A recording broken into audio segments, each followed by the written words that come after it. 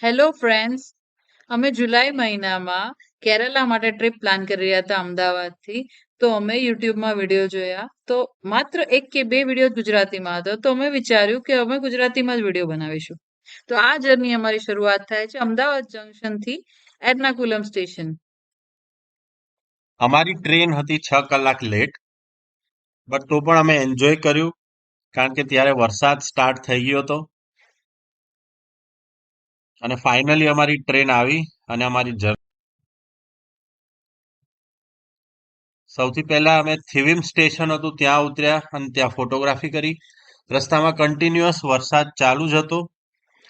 થિવિમ સ્ટેશનની એક્ઝેક્ટ સામે એ પણ જોવા લાગ્યા. જે આ પિક્ચરમાં જોઈ શકાય છે.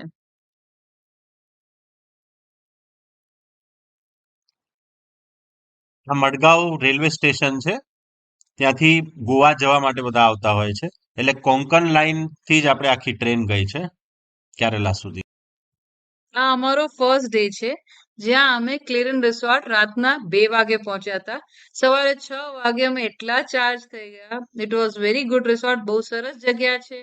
બ્રેકફાસ્ટ બી બહુ સરસ હતો. અમારી જર્નીની શરૂઆત અહીંથી.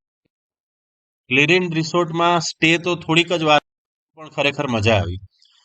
અમે ફ્રેશ થઈને તરત નીકળી ગયા મુન્નાર જવા માટે અને એની પહેલા અથિરાપલ્લી વોટરફોલ જવાના હતા. જે 8 મિનિટ દૂર છે. ત્યાં અમે થોડું ફોટો સેશન કર્યું. વરસાદ બી બહુ સરસ આવી રહ્યો હતો.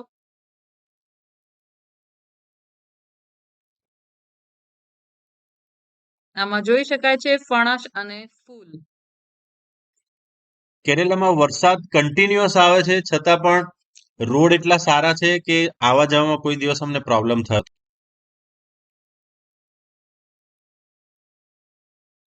આ ડબલ ફૂલ છે. જાસૂદનું, જે અમે પહેલી વાર જોયું. અને ત્યાં આ નેનો જેવી રિક્ષા છે. ઇલેક્ટ્રિક રિક્ષા ચાલે. આ છે અથિરાવલ્લી વોટરફોલ, જે ઇન્ડિયાનો નાયગ્રા કહેવામાં આવે છે. ઇવન આના રોડ પર તમે 5 થી 10 મિનિટ વોટરફોલ દેખાશે.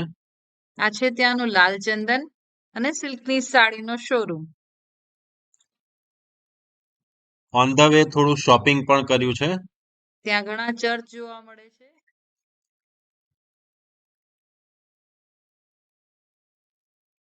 આ અનાનસનું ખેતર છે.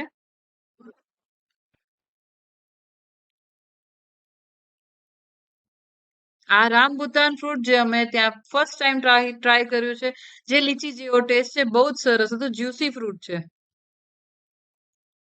અહીં અમે પ્યોર વેજ રેસ્ટોરન્ટમાં શુદ્ધ શાકાહારી જમવાનું માણ્યું છે. અહીંયા ગુજરાતી થાળી પણ અવેલેબલ. અમે ગુજરાતી થાળી મંગાવી, જો કે ટેસ્ટ થોડો સાઉથ રિલેટેડ જ હતો, પણ ઓવરઓલ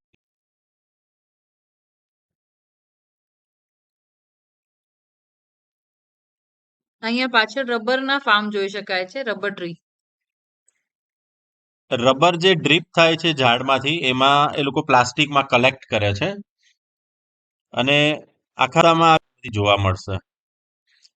પાછળ અથિરાપલ્લી વોટરફોલ છે. ફાઇનલી અથિરાપલ્લી વોટરફોલ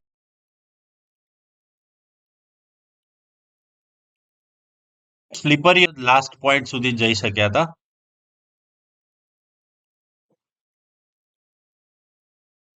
હવે બીજું ડેસ્ટિનેશન છે અમારું, હોમસ્ટે છે લીઝ મેરી કાસા. જે એ Munnar. So next day Munnar Liz Mary Casa. આ એમનો રૂમ છે. એ ફર્સ્ટ ફ્લોર પર અંકલ આંટી નીચે રહે છે અને એમણે આ રૂમ અમને આપ્યો. એમનું પોતાનું ગાર્ડન બી છે અને આ તમે જોઈ શકો છો, અમને ગરમ ગરમ બ્રેકફાસ્ટ એ લોકોએ સર્વ કર્યો છે. Pure vegetarian. આ એમનું ફેમિલી છે અને એમના ઘરે બહુ સરસ ગાર્ડન છે, જ્યાં અવાકાડો ઉગે છે, એલાયચી એમને શેર બી કરાવે છે. નામ છે એમનું. મને તો એમની બાઇક પણ બહુ ગમી ગઈ. આ અવાકાડો, આ રીંગણા, એ બધું એમના એમના ફાર્મમાં બહુ જ મોટું કલેક્શન.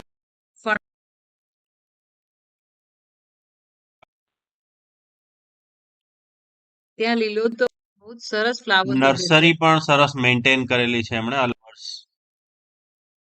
નામ તો ભૂલી જવાય. બટ બહુ સરસ. આ એલચી નું ફાર્મ જોઈ શકાય છે ઉપર, જેમાં દાણા આવે છે. પછી અમારી ટ્રીપ સ્ટાર્ટ થઈ છે ટી ગાર્ડન્સ મુન્નાર. જોઈ રહી છું. ફરજ ફોટો પાડવાનો. એ લોકો ઓસ્ટ્રેલિયાથી આવી જ છે. ત્રીજી વાર આવ્યા છે. આવા રસ્તામાં બહુ નાના નાના કેટલા બી Munnar. Top view of Munnar. Beautiful. એટલું સરસ હતું કે એકદમ ફ્રેશ. આખી રાત વરસાદ હોવા છતાં પણ ક્યાંય વરસાદ નડ્યો નથી. ફાઇનલી ડિનર માટે વેજીટેબલ રેસ્ટોરન્ટ સરવાના ભવન. એક બેસ્ટ ઓપ્શન છે. તમને હર હંમેશ પ્યોર વેજ ફૂડ મળી જ રહેશે, સરસ મજાનું. દેવંશનું ફેવરેટ જીરા રાઈસ. આ છે એલેપુઝામાં હાઉસ બોટ્સ. આ એક જ રોડમાં ઘણી બધી હાઉસબોટ્સ હોય છે, પણ અમે સ્ટે અવોઇડ કર્યો કારણ કે બહુ ટાઈમ ઓછો હતો અમારી પાસે. 24 hours નું. આ છે રમાડા. ઓન ધ વે થોડું મુન્નારમાં, અને ફાઇનલી અમે ગયા શ્રી પદ્મનાભમ ટેમ્પલ. આ પદ્મનાભમ વર્મા નો ફોટોગ્રાફ છે કે જેમના નામે એ ટેમ્પલ બન્યું છે. સાઉથનું ફેમસ પદ્મનાભમ. ત્યાં એક રશિયાથી એક ગર્લ આવી હતી દર્શન કરવા માટે. પરંપરાગત પોશાક પહેર્યો છે અને દર્શન કરવા ગયા હતા. એ કમ્પલસરી છે બધા માટે. હા, ત્યાં હોમમેડ ચોકલેટ પણ બહુ જ સરસ મળે છે. સો એ બધા એ લેવા જેવી જ છે. છોકરાઓ તો બહુ જ ખુશ થઈ જશે. કેરેલામાં કોકોનું પ્રોડક્શન થાય છે, એટલે ઘણી બધી જગ્યાએ તમને કોકોના પ્રોડક્ટ્સ અને ચોકલેટ પ્રોડક્ટ્સ મળે.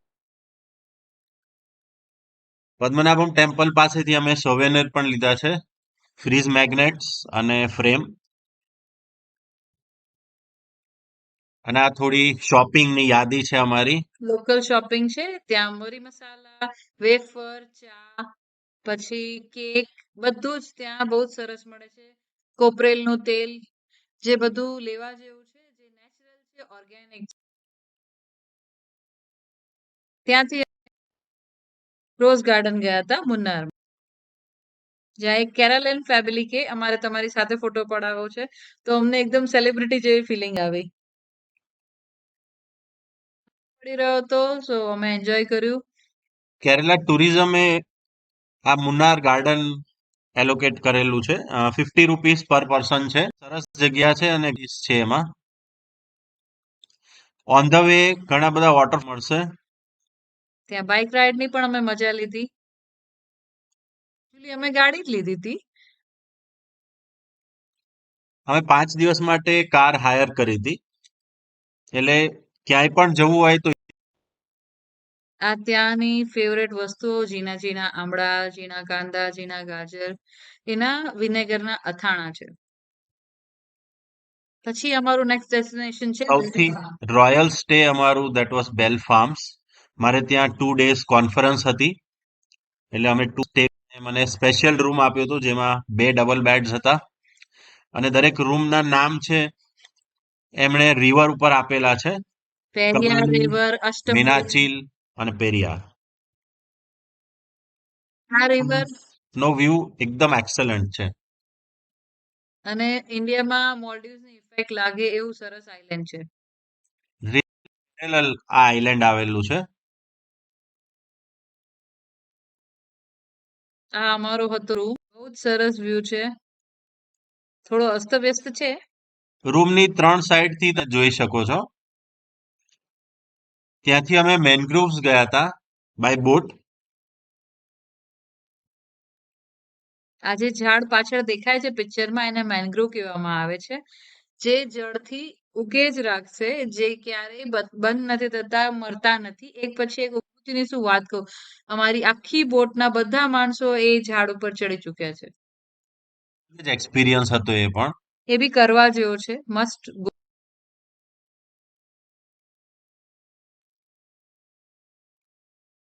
હા, અમારા ગાડીમાં મસ્તીના ત્યાં અમે ફ્રેશ નારિયેળ ઝાડથી ઉતરાય અમારું છે. ફાઇનલ ડેસ્ટિનેશન છે એ એનું પણ હોમસ્ટે. એ અષ્ટમુડી લેક પર છે, જે આશીર્વાદ હોમસ્ટે છે, જેનો જેનું ફૂડ બહુ જ સરસ છે. અહીંયા પાછળ ચાઇનીઝ નેટ જોઈ શકાય છે, જ્યાં એ લોકો માછીમારો આનાથી માછલીઓ પકડે. આ હોમ સ્ટે ના ઓનર છે, જે જર્મન થી આવ્યા છે. બહુ જ સરસ હતું એરિયા. દેવંશે અહીંયા ઝાડથી ક્રિકેટ એનું જે થડ હોય એનાથી બેટ બનાવી અને ક્રિકેટ રમ્યું હતું અને બહુ મસ્ત એન્જોય કર્યું. એમને ત્યાં ચીકુ ઉગે છે, ફ્રેશ કોકોનટ અમે ત્યાં એન્જોય કર્યા. ઝાડથી અમારી સામે ઉતાર્યા, એટલા પલ્પી ને જ્યુસી કોઈ દિવસ આટલા ફ્રેશ આપણે અહીં નથી મળતા, ફ્રેશ કોકોનટ. આ અમારો લાસ્ટ સ્ટે હતો. Then we were back to Ahmedabad. ત્રિવેન્દ્રમથી અમે પ્લેન પકડ્યું. તો એના માટે હું કહીશ, ત્રિવેન્દ્રમ એરપોર્ટ પહેલા જતા પહેલા જ તમારે 2 મિનિટ પહેલા જ ત્યાં એક છે, તો તમારી પાસે જો સમય હોય તો તમે અડધો કલાક વહેલા નીકળો અને બીચ સાઈડ તમારે મિસ થઈ ગયું છે. Thank you.